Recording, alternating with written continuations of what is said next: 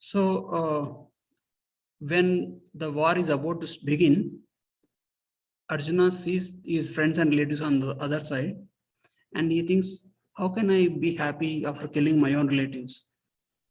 If the reason I'm fighting the battle is to win a kingdom, after winning the kingdom, what I'm going to do? I'm going to enjoy with my own relatives.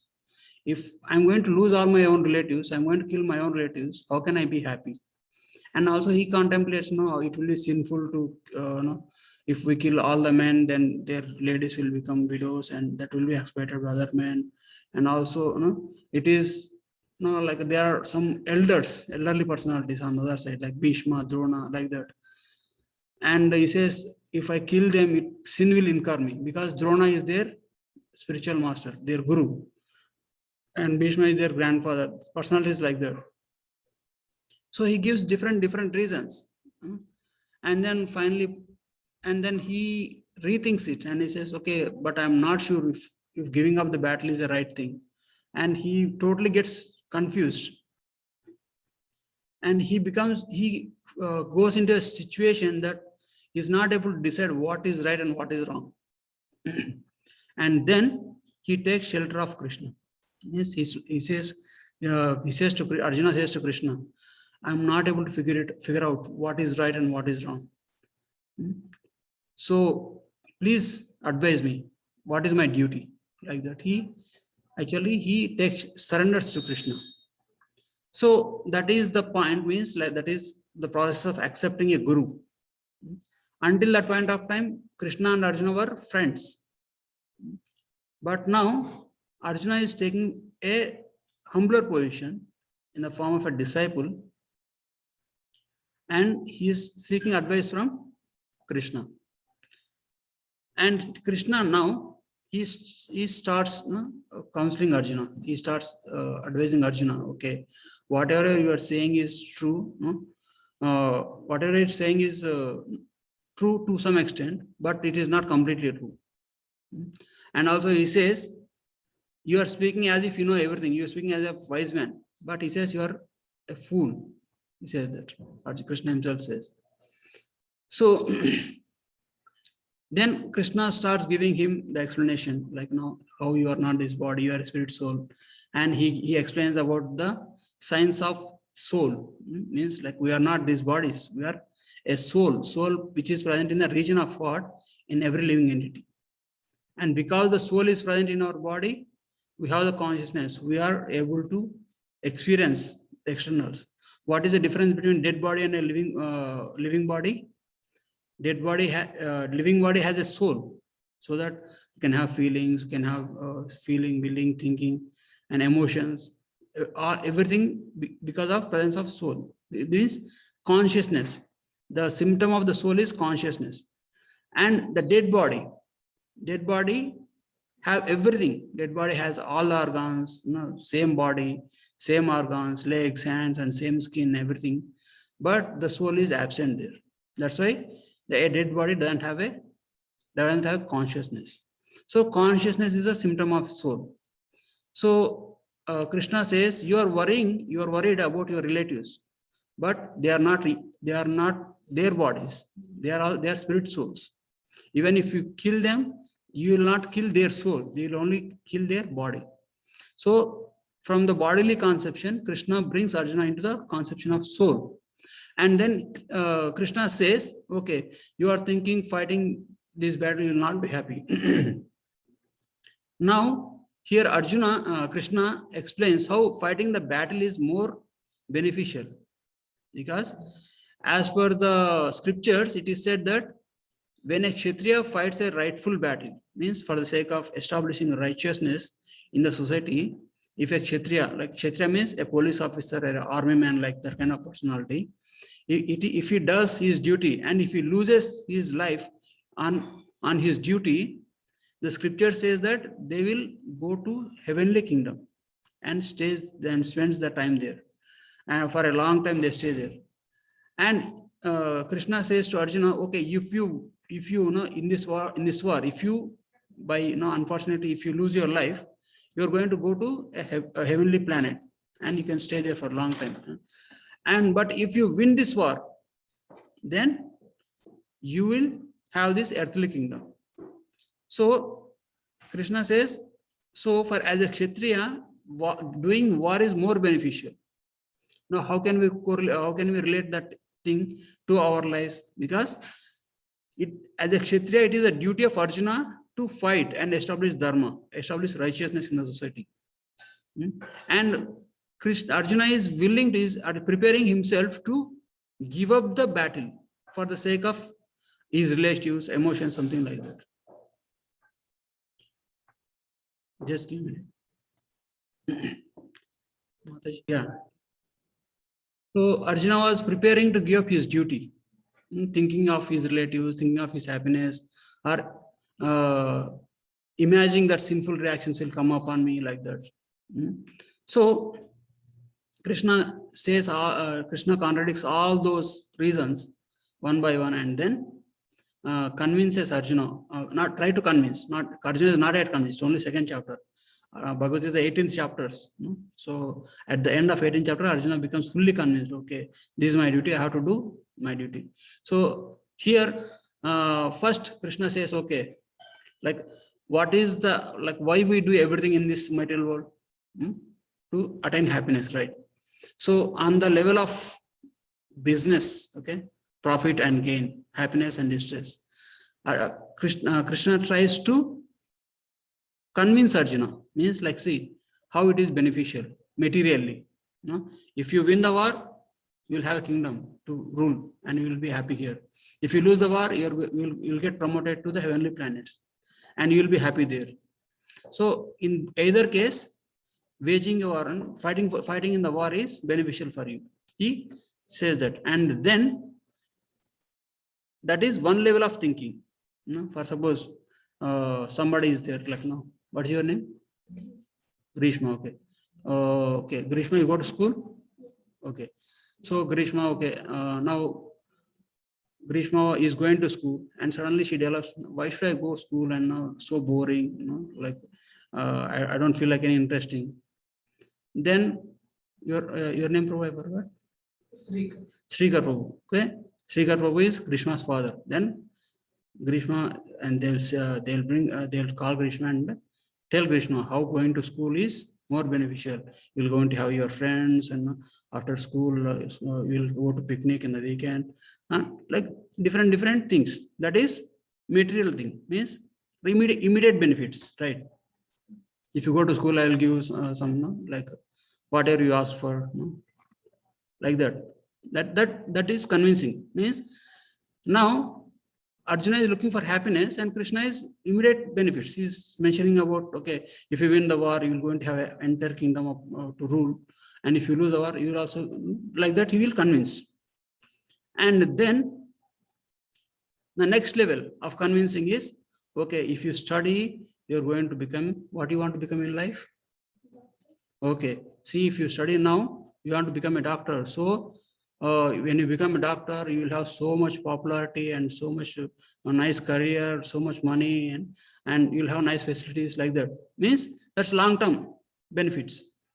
So now Krishna is trying to convince Arjuna in different levels. First level is immediate benefit, means you will get kingdom, and also if you lose, you will attain happiness.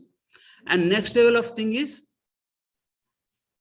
to this next level of thing is, it is your duty.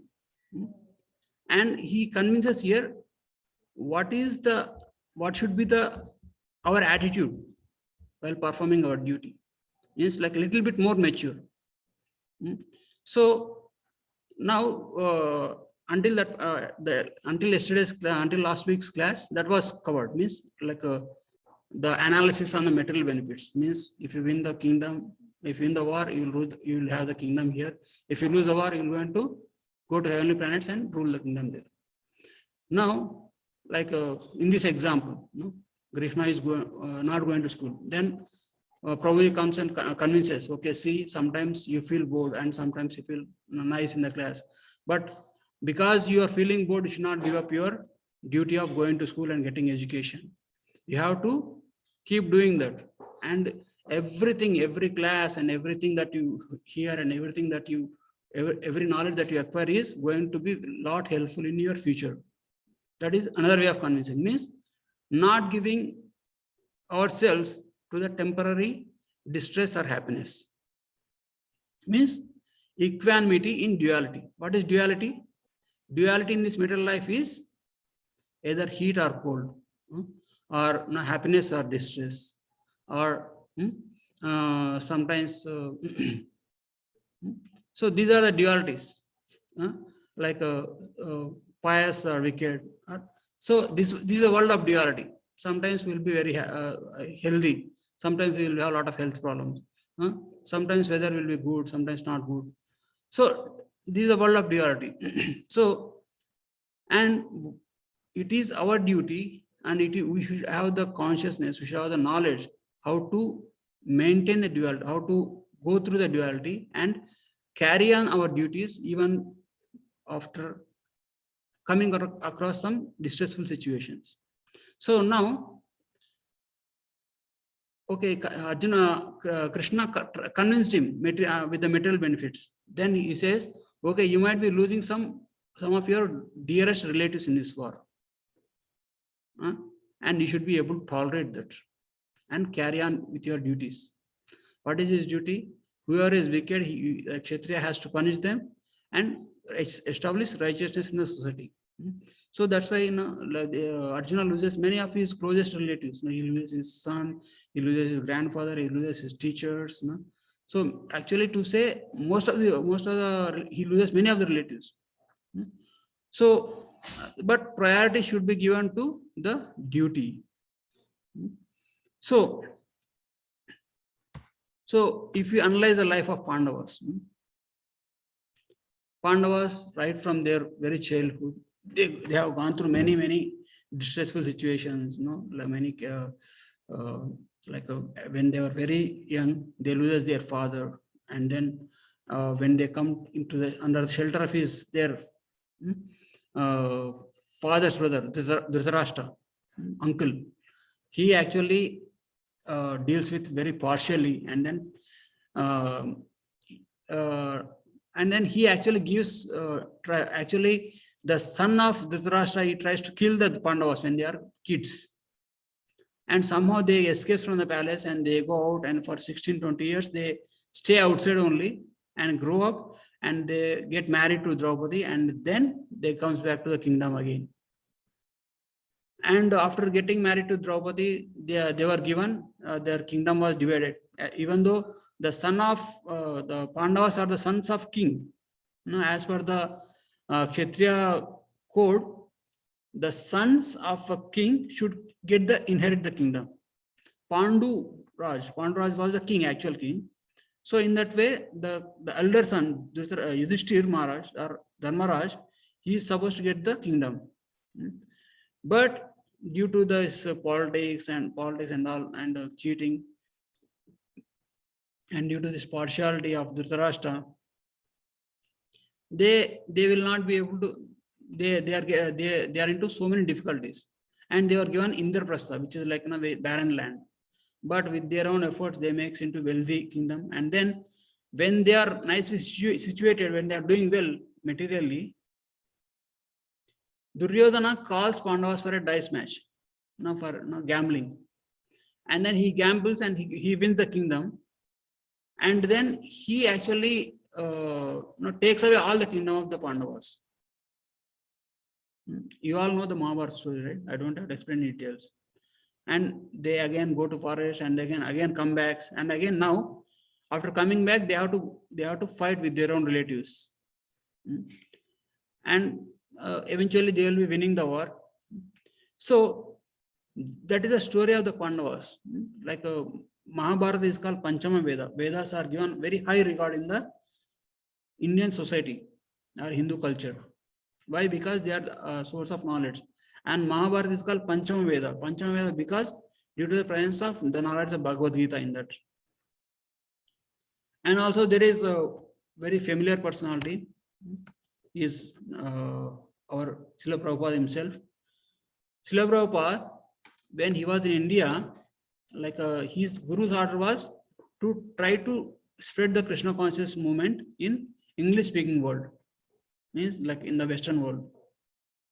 So actually he was a very successful businessman, and he used to have good amount of money. So he tried his in many ways, like he tries to establish league of devotees, and also uh, he tries to assist whoever is preaching in there in India, but the success was very little.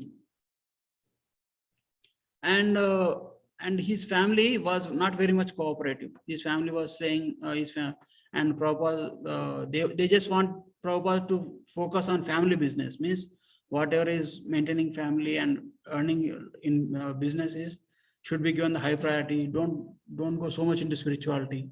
Spirituality is a weekend business, you can do like once in a while. Uh, they wanted him like that, but Prabhupada wants to Prabhupada wants to actually succeed in spiritual life as well. So in his endeavors, trying to balance both, Prabhupada actually like gets gives more preference into spiritual things, and he actually retires. And after retirement also, he takes sannyas and then tries to preach there. He used to he used to publish a magazine, Back to Godhead magazine, and he used to wander on the streets distributing them to every person. So like that he struggles, like in those days, he hardly have any financial background, because when he move out from his business and when he takes sannyas, there is nobody to support him, because when somebody takes sannyas, they cannot go to his family for for money or anything like that. So he struggles a lot there. He like and his guru says, go to the Western world and preach. And Prabhupada doesn't have any money, and Prabhupada doesn't know anybody in the Western world. So he actually somehow gets a ticket on the ship, and then comes to the America, and then start the ISKCON in New York in 1960. So that's how he struggles a lot. And then after so much endeavors, for 10 years, he establishes ISKCON, and he established 108 temples all over in different continents. Means his life went through a lot of ups and downs, just like Pandavas also. So, like what we can learn from their life is, irrespective of how much suffering or how much comfort, just like Pandavas, they suffered in the beginning, and they enjoyed later in the Indraprastha, and again they cheated, and they suffered again. Afterward, they suffered in the war again, and then they got the kingdom. So there is suffering, happiness, duality. And also, if you try Srila Prabhupada's life, he was very rich from his very childhood. His parents are well-to-do, upper middle class family, and after that, he got nice education, nice business. He was financially very successful, and then his business went down, and he moved. He tries to establish in India. He struggled there, and after struggling there, and somehow he get ticket to America and comes here, and he tries to start ISKCON here. And in the beginning, ISKCON also struggled a lot for financially and legally, and then he also got success. So if we see, not them, we are mentioning there, we are giving their examples only because they are very relevant and they are mentioned in the scripture, they are well known to everybody. If you see in our lives also, we come across many situations. We are very down. We might have struggled, or we might be very affluent in the beginning. But some calamities or some conditions come, unfavorable conditions comes in our life, and then again favorable, unfavorable. Means these are the dualities that we have to go through. So if you see the life of the great souls, what they have gave highest preference, highest priority is maintaining dharma, maintaining their values. If they maintaining their integrity is given very high importance. Prabhupada, when he was doing very well, he worshipped Krishna and he tries to preach Krishna. When he was not doing very well, he did the same thing. He never lost faith in Krishna, and he never give up worshipping Krishna or preaching about Krishna. When he has nothing, he used to do the same thing. When he has so many centers and lot of thousands of followers, he used to do the same thing. He used to maintain a simple lifestyle, and then he used to focus on the duty, means preaching and educating and propagating Krishna conscious philosophy and writing books. That's what he used to focus. And Pandavas, when they had kingdom, when they are doing very well, they used to have nice friendly relationship with Krishna, and they used to be very pious, and they used to deal with everybody with in a friendly manner. That's why Yudhishthira Maharaj's kingdom became so affluent. And when they lost kingdom, even when they are in the forest, they maintain the same values. Means they didn't take any cheap methods. They didn't take they get some opportunity where they can, where the the Duryodhan, who actually tricked them or who actually cheated them, is going to get killed by a Gandharva. But still in that scenario also, they actually supported Duryodhana and saved his life. Means they give highest priority to the values. So the thing is, and if you see some other lives, there are some other lives, like Duryodhana. Duryodhana was from the beginning, he is very affluent person. Means like yeah, he never had any much of struggle in his life. And what happened is, when he go to Indraprastha, there Draupadi, some misunderstanding happens, and Duryodhana thinks that Draupadi insulted him, and just to from the beginning he has some envy within his heart, some insecurity. The Pandavas should not be successful than me, and he actually took the insult of Draupadi very seriously and cheated them in the dice match. And then he actually is he made them suffer a lot in their life. And if you take Karna, he actually, in the beginning, he was he actually he was the son of Kunti, and he was rejected by Kunti when he was a child, and then he grew up in the house of a charioteer, and he was insulted. He faces insults in life, and when certain point reaches, when he reached a certain age, the Karna was given shelter by Duryodhana. Karna was a powerful warrior and like that, but when Duryodhana offered him the shelter, Duryodhana offered him friendship, he takes friendship, and Karna knows that Duryodhana is a evil-minded person, but still he stays with them. And the reason why he gives is, everyone in this middle world actually insulted me, and he actually looked down upon me. Only Duryodhana is the one who offered me friendship. Means, see, if you take the life of Karna, somebody said, oh, how can you blame Karna? Karna is very powerful and very pious. He's a very charitable person. How can you say anything negative about him? But if you see his life, he faces insults, means not insults like how Pandavas faced. Pandavas faced very grievous insults compared to Karna. But still they tolerated and they stick to the dharma. They didn't take any adharma in the side of adharma. Means they didn't take any cheap means of establishing themselves. And also, there is one more personality like Ashwadhama. I don't want to go into deep into it. It will be like Mahabharata class. So Ashwadhama also, his father was killed. Like it is said that in war there is anything is fine in war and love. They say, right. So in the war was going righteously, but the other party takes different turn in killing Abhimanyu. Means the party of Ashwadhama, Duryodhana, they actually kills Abhimanyu in a adharmic manner, means unrighteous manner. So from there, the Kurukshetra war turns into different way. So, and his father, Ashwadhama's father, was also killed in adharmic way, means unrighteous way. So this Ashwadhama, he knows that we have done something unrighteous, and we got the reaction also. My father also killed in adharmic way, and he is not able to take that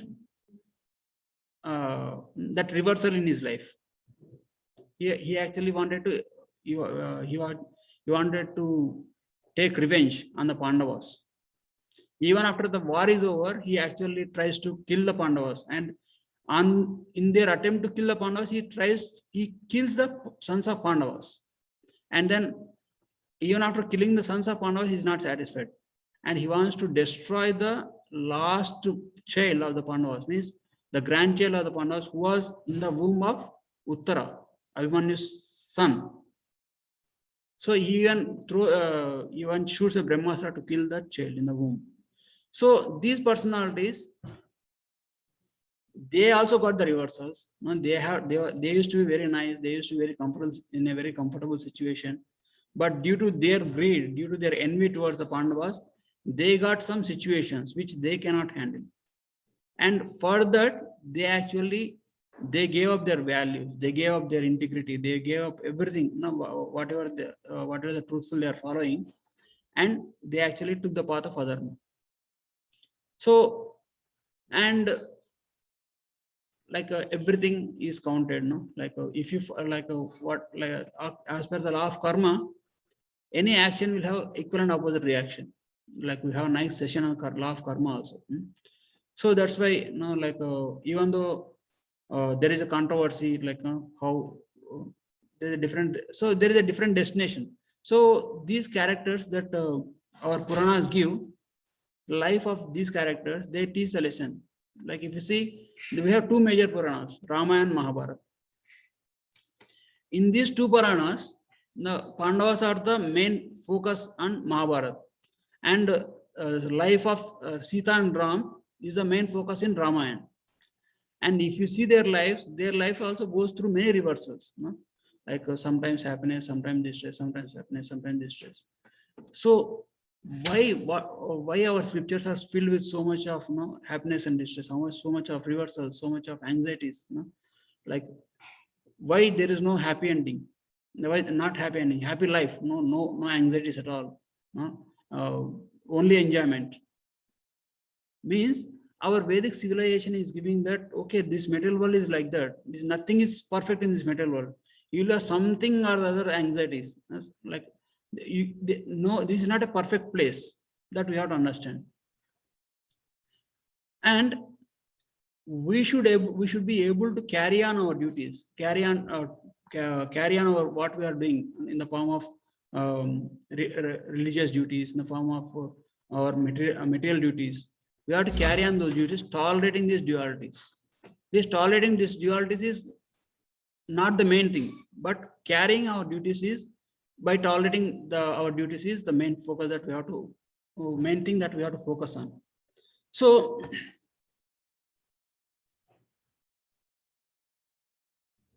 and if you see these personalities, everybody that thought, even if in the case of Duryodhana, he thought I am more righteous.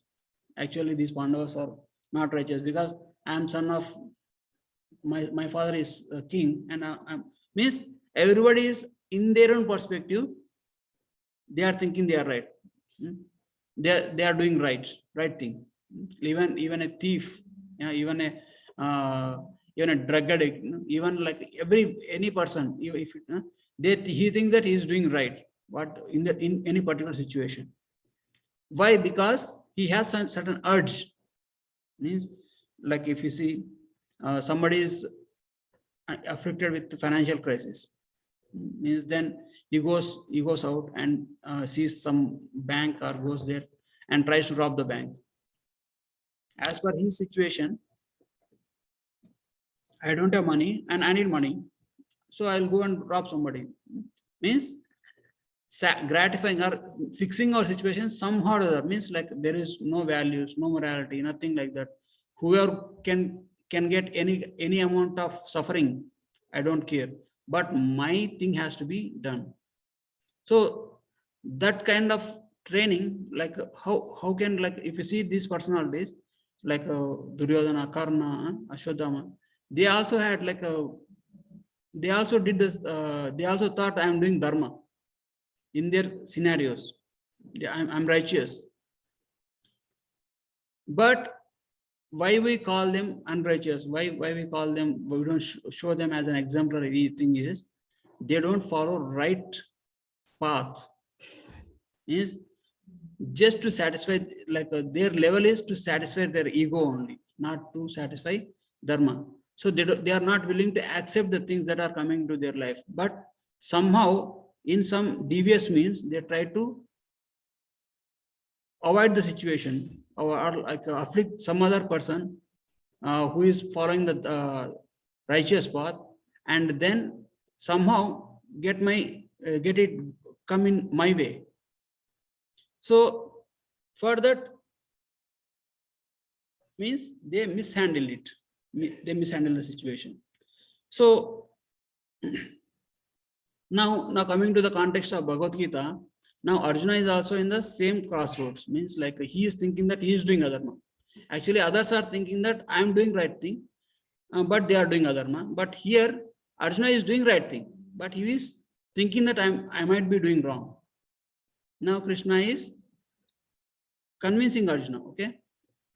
He says in this verse, Sukha dukkhe samay kritva labha labha jaya jayo tato yuddhaya yujjasva naivam papam avapsasi. Means being in equal in happiness and distress, in gain or loss, in victory or defeat, engage in the battle. You will not incur any sin. Means first thing is, first we have to confirm that what we are doing is righteous. Means like, see, it is said that it is better to have a proper authority. Like, that's why in those days they used to have a guru, spiritual master. They used to consult their elderly parents, who are well educated and well versed. So that is the role of guru, to see how your path is, how your lifestyle is. Is it dharmic, adharmic, like that? Nowadays we have, everybody knows what is righteous and what is not, by the means of regular practice itself. But there is a level above that. Means like, as I told, that anything can be dealt materially, or anything can be seen in spiritually also. So when the distressful conditions comes in the life of a devotee, he uses them to exhibit his higher qualities. Like one of our devotees says, when a crushing situations comes, they shows what is there within you. Like if you see there is an orange, if we crush an orange, what will come out? What will come out if you what will come out when you juice? So, and also if you crush any fruit, its juice will come out. Means what is there within will come out. So the distressful situations in our life, they are crushing us. Means the tolerance, the patience, the ability to mind and sense control, that should come out.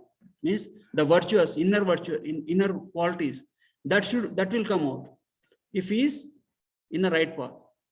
If he is in a wrong path, means if he is envious, if he is not devious, if he is misdirected, then his inner bad qualities will come out. What bad qualities? Okay, this I need money, I'll drop on somebody. I'm lusty, I'll do some illicit things. I'm greedy. So means that inner things, that inner either bad or good will come out in that situations. So here Krishna is giving for the devotees, like when the situations are not in our favor, he says, just be equal in happiness and distress. We should not get over elated in the happy situations, or over distressed in the happy distressful situations, or depressed in the happy in the distressful situations. Or like it is said that when we gain something also, it gives so much of mental hype or something like that. Like that's why it is said that when we are too happy or too distressful, we should not take any major decisions. So, and Krishna is assuring Arjuna that you will incur no sin by engage in the battle. Means we should know our duty and what to do And in even though we may come across any victory or any defeat or any happy situation, distressful situation, our focus should be on our duty. So actually there is some project is there, like we are doing project, something fail in our project. We don't give up our job. We go to office and okay, we learn lessons from there and continue. And also if you succeeded and your product launch is very well and everybody is appreciating you and you're so exalted or so elated or so very happy, even that situations, you have to balance it. And we carry on with our duty. It is true with our material duties and it is true other spiritual duties also.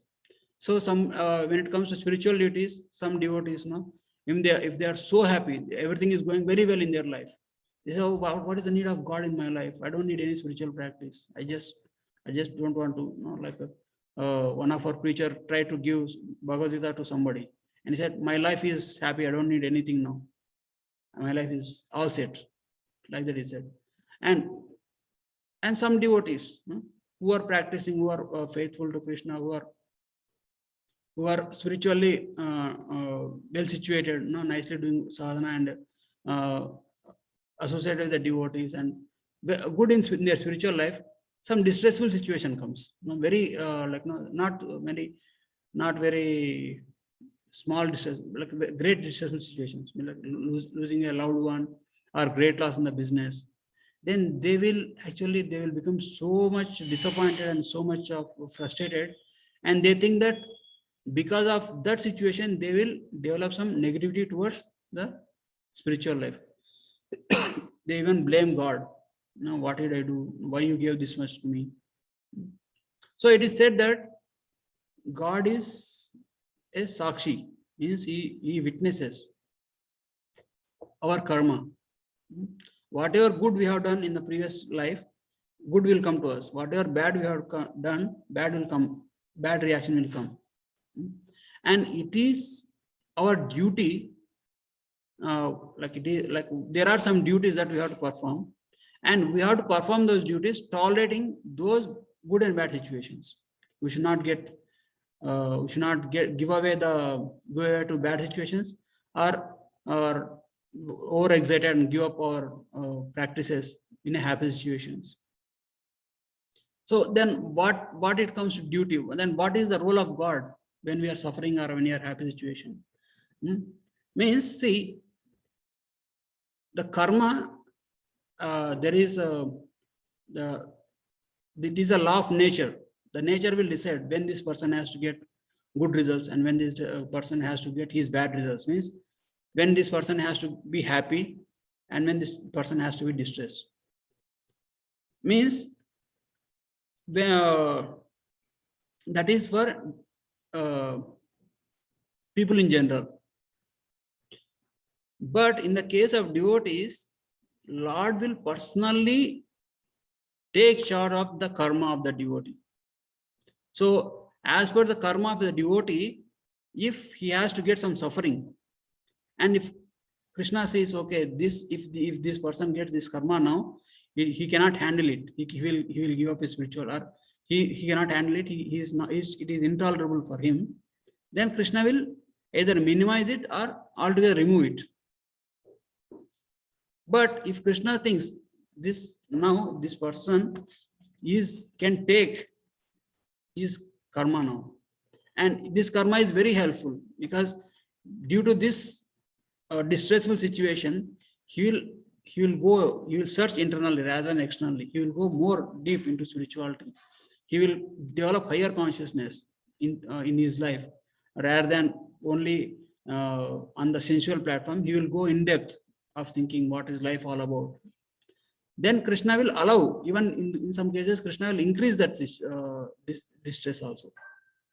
Means, like if for example, as per your law of karma, you have to meet an accident and your hand is to be cut. And if Krishna feels, okay, if this person loses his hand now, his life will be totally destroyed. He cannot, he will give up his spiritual life, and he will even material life also he cannot handle. then Krishna will minimize it, that no, instead of hand, you will cut only your finger. But if as per your good karma, you're supposed to win like $10 million in a lottery, or somehow you have to get some $10 million. And because of considering your age and your maturity and your spiritual advancement, if Krishna says, okay, if this person gets $10 million right now, he's going to ruin his life. He's going to go into bad association and going to ruin his life. And he doesn't have the maturity, he doesn't have the ability to handle that much happiness, that much wealth also. So what will he do? He actually minimize it and gives whatever is needed for us. So that is the role of Krishna's bhakti, or Krishna's role in the life of a devotee. If you see the life of Pandavas also, like if you go through Mahabharata, if you have a good background in Mahabharata, Pandavas went through many things, but Krishna never gave them intolerable pain. Like even when they are in the forest, Krishna gave Akshaya Patra through Surya Deva. Like Krishna came to rescue the Pandavas whenever they are not able to handle their situation, through directly or through any of other representative. But in the case of Kauravas, when the Kauravas are cheating and Kauravas are doing all wrong things, Krishna allowed it. Okay, that is your karma. You have as per your karma, you have to enjoy now. You enjoy. But when the time came, Krishna allowed everything to be dead. Means that is the protection that Krishna offers to his devotees. So, and when the distressful situation comes, we should have the confidence that yes, this distressful situation coming in our life means Krishna knows that I can handle the situation.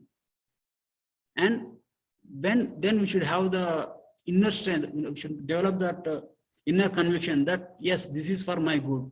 And it is going to put some good change in my lifestyle, or good change in my thinking, or taking me more deeper in my life. So that kind of understanding that we should have based on Krishna's statement. So Krishna says here that a devotee should always tolerate the situations. So now in the 39th verse, he says, until this point of time, he says, I have spoken to you the knowledge of Atma Gnana. Now hear about the Gnana of Nishkama Karma Yoga. So until this point of time, as I said, Krishna was talking on the level of profit and loss, gain and happiness and distress, like that. And now Krishna is about to speak Nishkama Karma Yoga, which we'll speak in the next step. Means acting without desiring any results. Somebody may say it is like, when I heard first time, I also thought, what is this acting without any results? Like if you are going to give an exam, your goal is to pass or get a distinction or something like that. Or if you are attempting anything, our goal is to get more of it. If you are investing in a business, you have to get as much profit as possible. So then why Krishna is saying Nishkama Karma Yoga, means acting without any karma, means without any desires. So that Krishna is about to speak. By engaging your intelligence in this yoga of Nishkama Karma Yoga, O son of Pratha, you will become free from the bondage of karma. So why Krishna is stressing the bondage of karma here is, any result, either like it be pious result or impious result, both are binding us to this material nature. Means pious result is like a golden chain, and impious result is like an iron chain. Impious result will give bad karma, and pious result will give good karma. So either you get bad karma or good karma, you'll have to come back into this material world. This material world, Krishna compare this is like a prison house. This material world to go through that karma. So that's why if somebody who is engaged, especially in the karma process, he should actually perform Nishkama Karma Yoga, acting without any desire for results. So in the case of exam, like we should not be worried, okay, if I get this score, if I miss this exam, or not, means if I don't do well, I may get failed, I may do something like that. When we have that anxiety, we will not focus on the work. Or when we are too happy, if you see some racetrack, like early celebrations, some athlete is running very fast, and he sees the finish line there. So he sees all his competitors way behind, and he tries to celebrate very early. Means he tries to slow down very much, and before he crosses the finish line, other competitors come and cross his line. Means he, due to his early celebration, his tendency to enjoy his victory before it is achieved, he loses the victory. He loses a chance to be successful. Means because he is focused on the result. Means you should not celebrate too early, or also should not be focused on failures. We should not be focused on success. We should be focused on how we are doing this activity, how we are handling our duties. So that's Krishna is going to explain in the next chapter. And what Krishna speaks, the importance of this Nishkama Karma Yoga is Neha Bikram Anashosti Pratyavayo na Vidyate Swalpamapyasya Dharmasya Trayate Mahato Bhayat. In this process, there is no loss by stopping without completion, and no sin incurred by imperfection in performance. One is protected from birth and death even by practicing a little of this process. Means Svalpam Apesa Dharmasya, even little bit of endeavor in this process, means the process of Nishkama Karma Yoga is going to give us very great results. Means like actually to say, somebody does something righteous, somebody especially in the spiritual practices, there are things like that. If unfortunately due to bad association or anything like that, or due to ignorance, we do many things which are actually, as per the scriptures, they are not bona fide, not pious. Means they give very bad results. But if we do something which is as per the scriptures, dharmam, Svalpam Apesa Dharma, means little bit of dharma you do, then it is going to save us from greatest dangers. One such practice is the mantra meditation, practicing of holy name. So chanting of holy name of Krishna. So like that's why here we chant the holy name of Krishna every day for few number of times, like one round or few rounds like that. So we chant minimum 16 rounds here, but anybody can chant any number of rounds. So it is said, the Prabhupada says, anybody who takes the process of bhakti, like even if one comes to temple once, or hears Bhagavad Gita, or honors prasadam once, they will be immensely benefited. Like that is as per the law of karma. Means, see, for every opportunity that is given to us, there is a purpose behind it.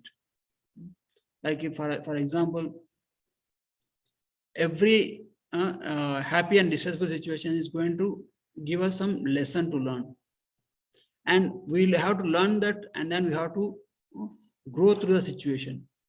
We have to grow internally and grow externally.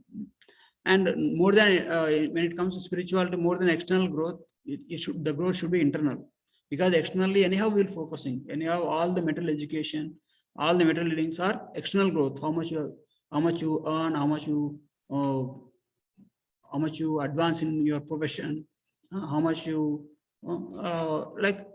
means how much you maintain yourself nicely. That is external growth. And how much change in consciousness is happening within us is internal growth. Means like the tolerance, patience, and all these virtuous qualities that we develop is the internal growth.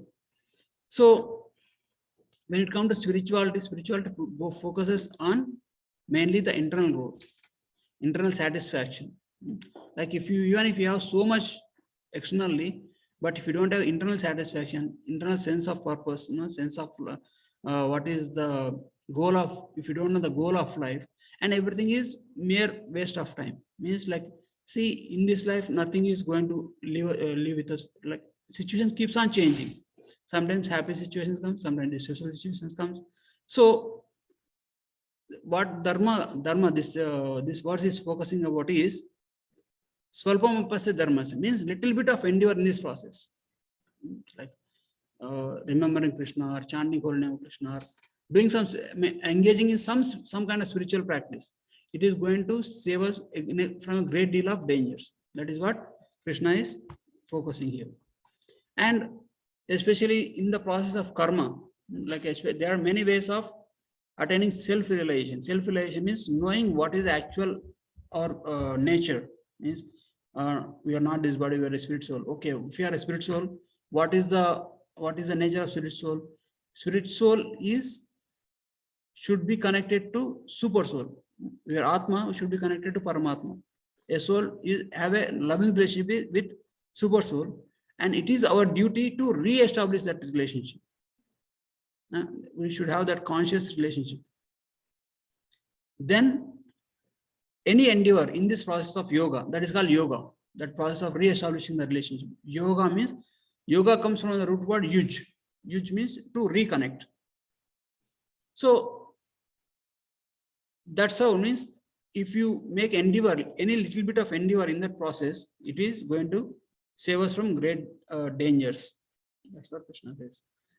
And in this verse, okay, it's already late. We're already running out of time.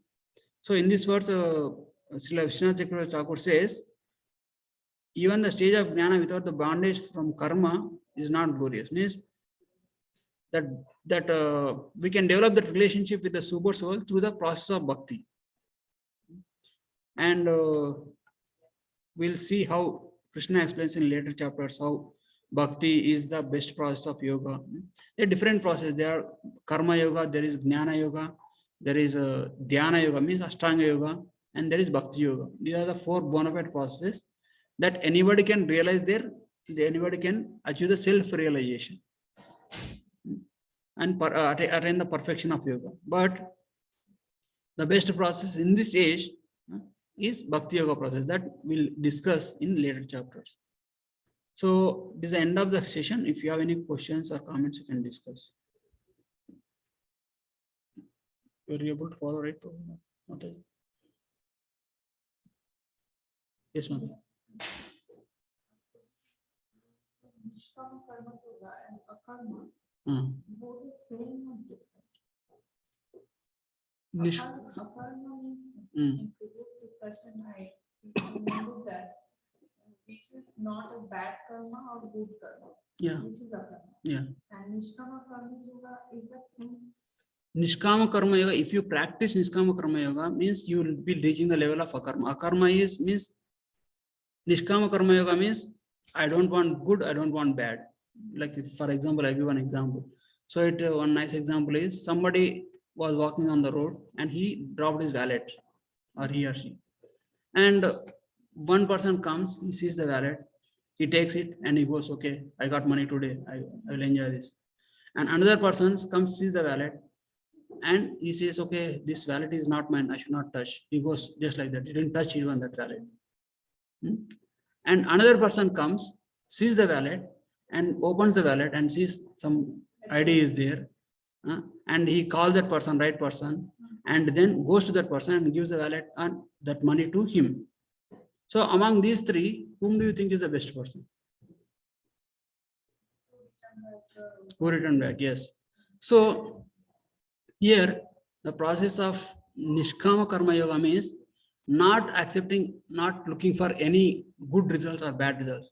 I don't want enjoyment, I don't want suffering, I don't desire it, and I also don't reject it. Means he actually treats with anything in this life with kind of detachment. Like if you see some yogis, like especially in India, they don't they are very indifferent. They think everything is Maya, anything you touch in this world is Maya, so I don't want to touch with anything.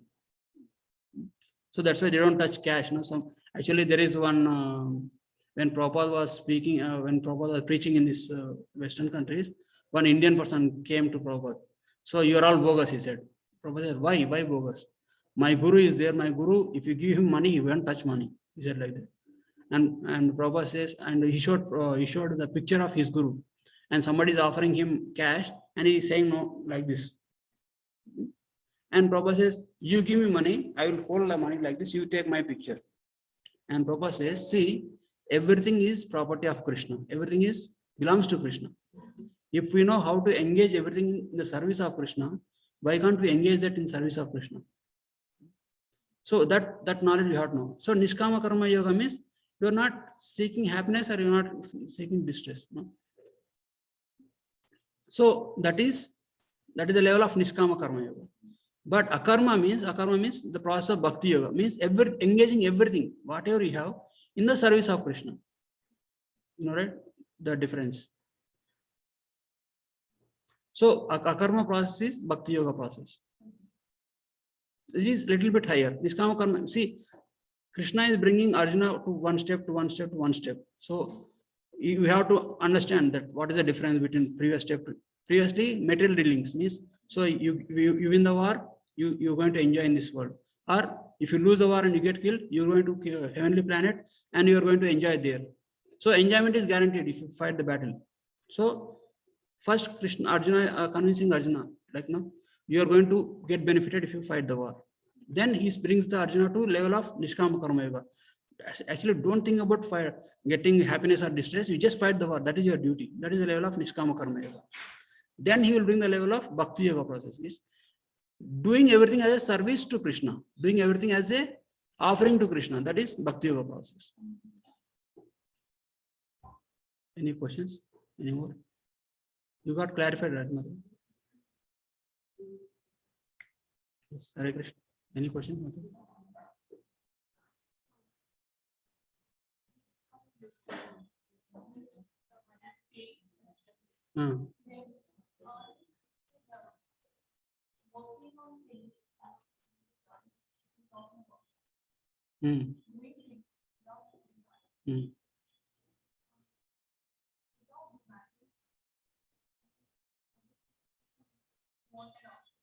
Yeah, that is Krishna is going to speak in the next session.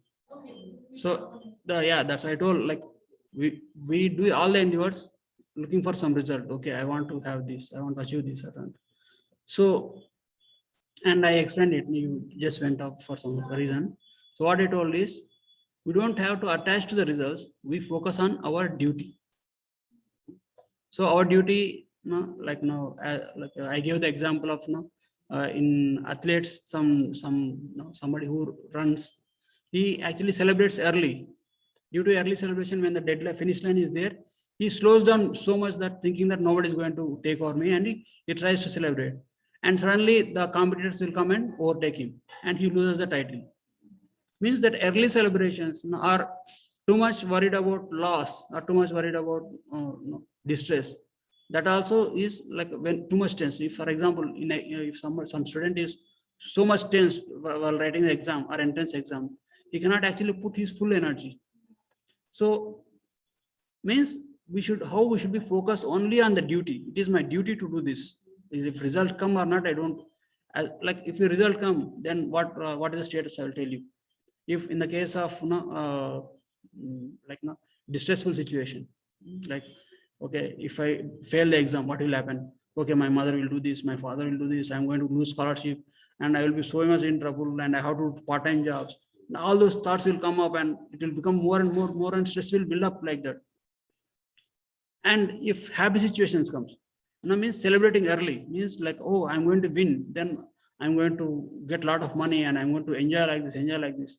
And you, in that contemplation, we miss to work on the duty. Means we don't put our full energy on the duty. We don't put our full focus on our present duty while meditating on the results.